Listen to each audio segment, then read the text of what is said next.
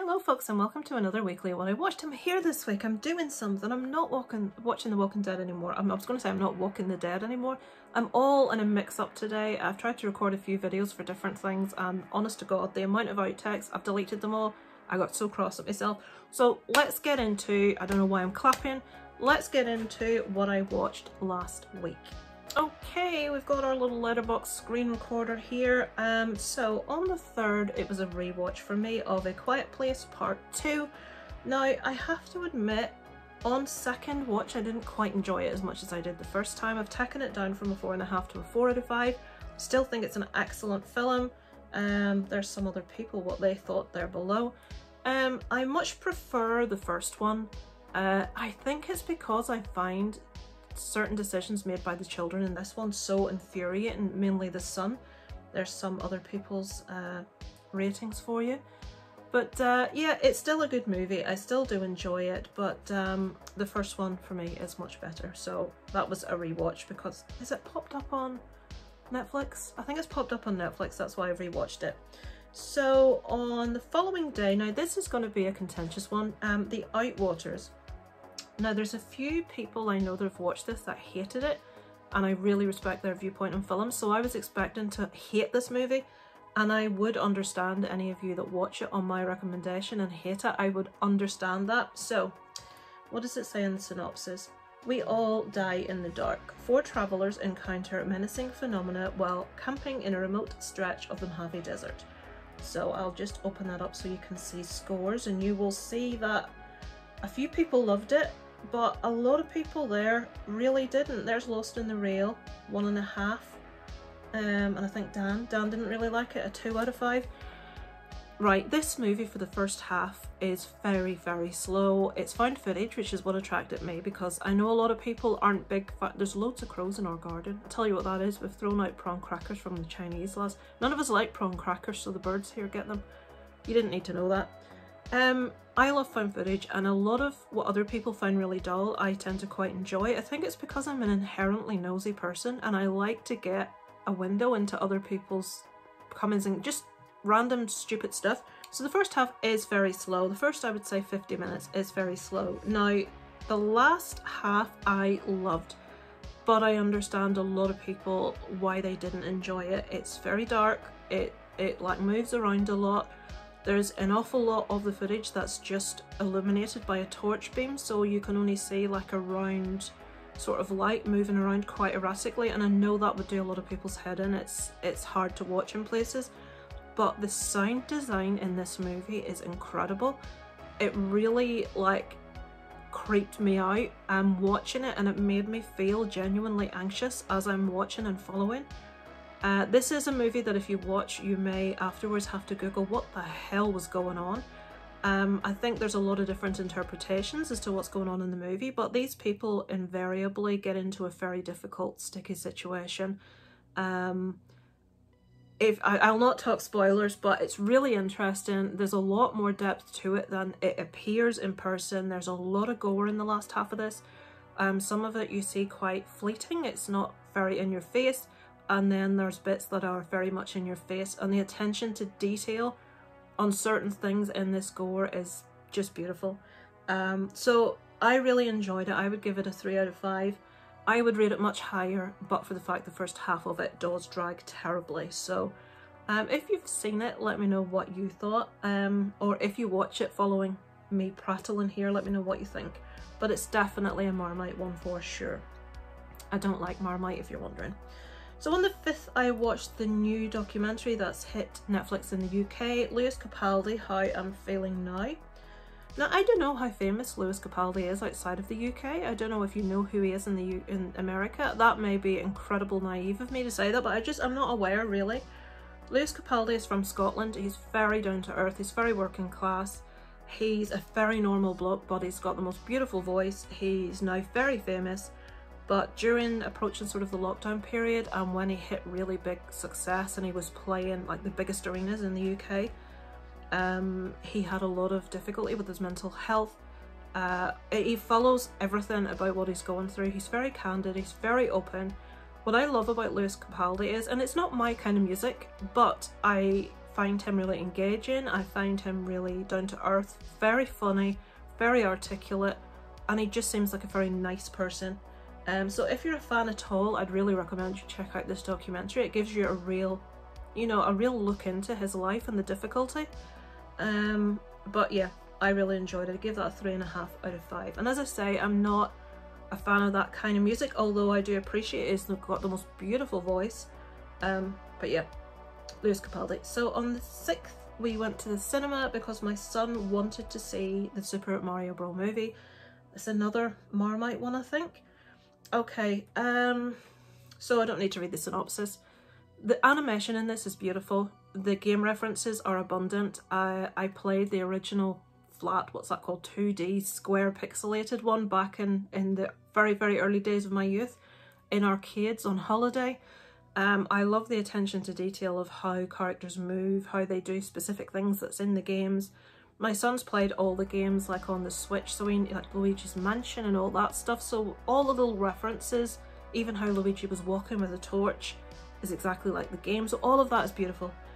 Children will love this. It's got everything you would want as a child. It's got a fantastic soundtrack, its animation's beautiful, it's got stuff about the games just massively. My son loved this. Sorry about that, guys. I just got a phone call from my husband and son who are in town to tell me that it's hailing. Now, do I want to listen to it? No, I don't. So, as I was saying, my son really enjoyed this. He's 12. He plays the games. But from an adult's point of view, now I know this is a movie for kids, but most animations adults can enjoy. I didn't really enjoy this. I felt the storyline was like paper thin. I thought, now Chris Pratt, when he was cast as Mario, that didn't bother me at all. I know a lot of people were really annoyed by that choice.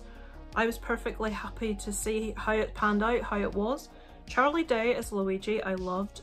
Jack Black as Bowser, I really enjoyed. I'm really sorry I can't remember the name, the little mushroom guy that's with them, I really liked him.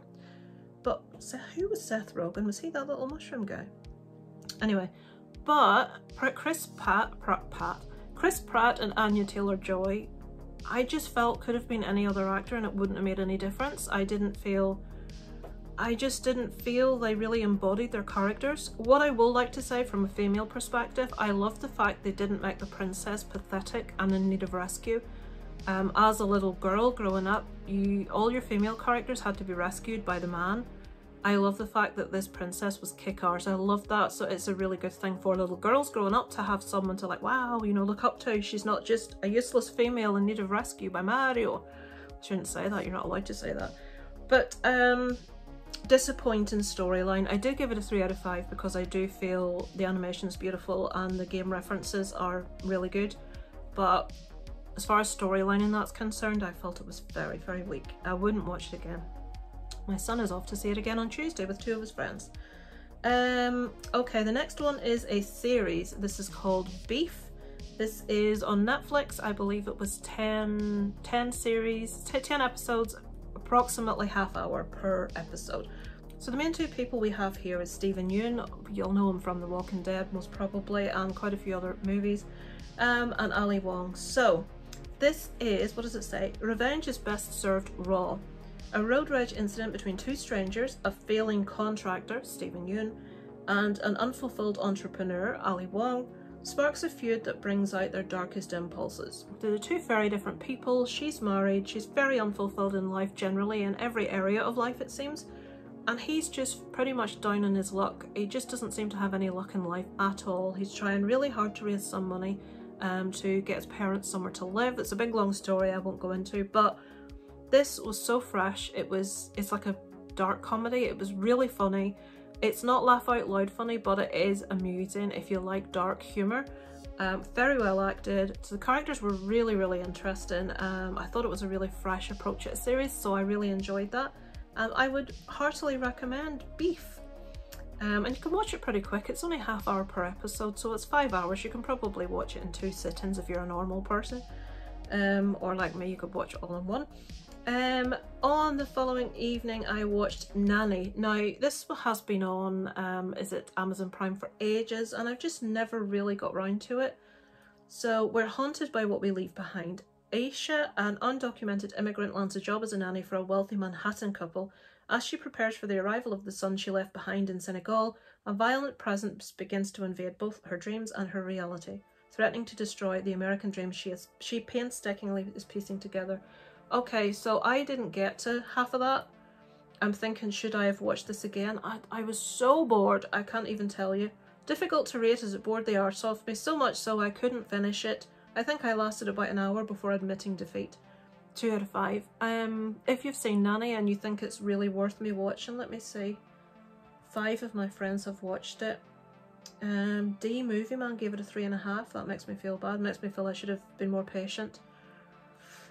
There's 3.5s there. Right, I need to obviously give that another chance. It just bored me so much. But I switched something else off that evening that was boring me, so I think it was one of those nights I maybe just wasn't I don't know what I'm doing here, folks. I do apologise. So I didn't enjoy Nanny. I thought it was boring. This is a waffly one. On the same evening now, why did I watch this? I don't know. I knew I probably wouldn't enjoy it. Billy Madison, Happy Gilmore, Wedding Singer. I like that. Adam Sandler. Jennifer Aniston. I've always liked Jennifer Aniston. I've seen Murder Mystery and I think it was like meh. So I've said let's say something positive. The dresses, that is all. So again, this bored the arse off me. Stereotypical, somebody's dead, they have to work out who done it. Hilarious japes ensue, none of which are funny. Don't waste your time watching it, that would be my viewpoint. Unless you're a big fan of that genre of movie. I'm not. I don't know why I watched it. I obviously, what's that called? Flagellation, where you punish yourself.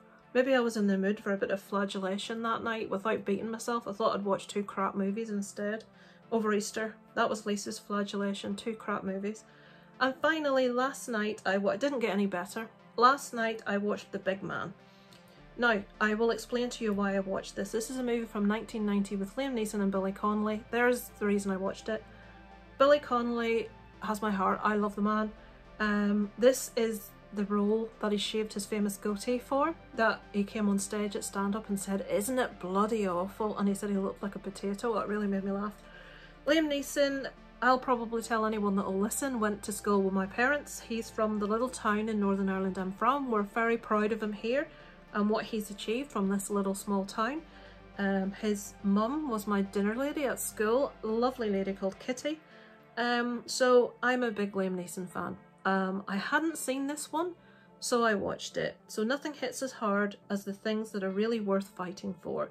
An unemployed Scottish miner is forced into bare-knuckle boxing to make ends meet. So, I assumed this was going to have lots of fighting in it. Liam Neeson was an amateur boxer in the boxing club that my son actually joined. It does quite well. It produces quite a few Olympic boxers. But I thought, right, he knows what he's doing. He was a boxer. Let's watch this. There's not loads of fights in it. I think there's one fight in it. It did improve near the end. I found myself getting pulled in a little bit in the last 20 minutes, but to get to that last 20 minutes, and it was quite long from my memory, but 116 minutes, yeah, for a movie of 1990, 116 minutes is a long movie. I felt they could have cut it down to 1.5 hours easily. I felt the fight scenes were in places quite silly.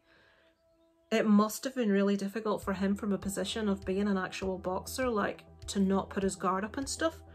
It was very average. It wasn't the fuck was that? I swear this house is haunted. I'm in the house on my own and I've just heard a noise that I can't explain.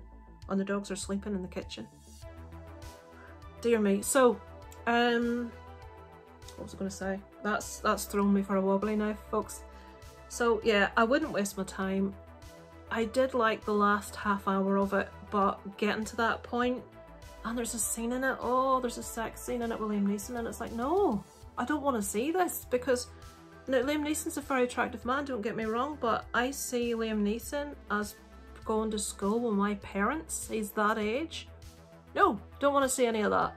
No interest in seeing that. It makes me feel all kinds of weird. So yeah, I had to avert my eyes for that scene because it was just wrong. So in short, minus any more waffle, I wouldn't waste my time. I gave it a 2 out of 5. Has anyone seen it that I know? I think it has a 5 point something on IMDb. One person wants to watch it. There's Leon there. Hugh Grant wears a sweater to the club, a very Scottish movie someone's written. I'm trying to get any other people's opinions. Hugh Grant's in it. It's interesting, that I cannot deny, but I feel that neither the script nor the director were up to the task and the actors end up working with what they have. I completely agree. So I've said probably the worst score. Oh Jesus, the score in this is so bad. Nothing goes with what you're looking at. Even Liam Neeson and Billy Connolly couldn't save this yawn fest, so that's how I felt about that one. Let me stop my recorder.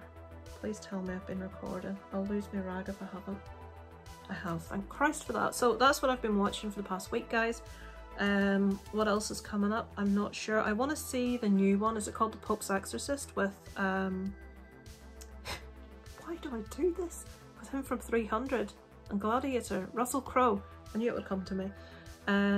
What else? Oh, I really want to see Evil Dead Rise, so that'll be out soon. I'm going to start a series called, I think it's called Resident Alien, because so many people recommended it.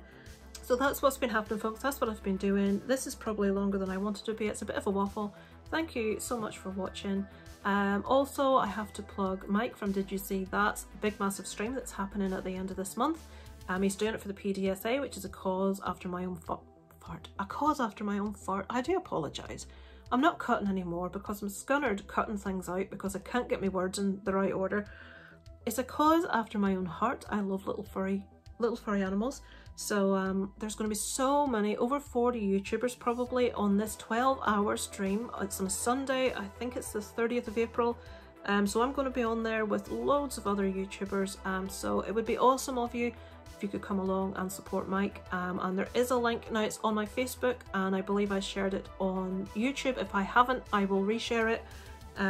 There's a little link there for PDSA. If even a quid, anything does help. So yeah, thank you for watching, guys. I shall be back later in the week or next week with another what I watched. I haven't done a film list for ages, so I need to get on that. Thank you for watching, guys. I shall catch up with you next week. Over and night from Lisa Loves.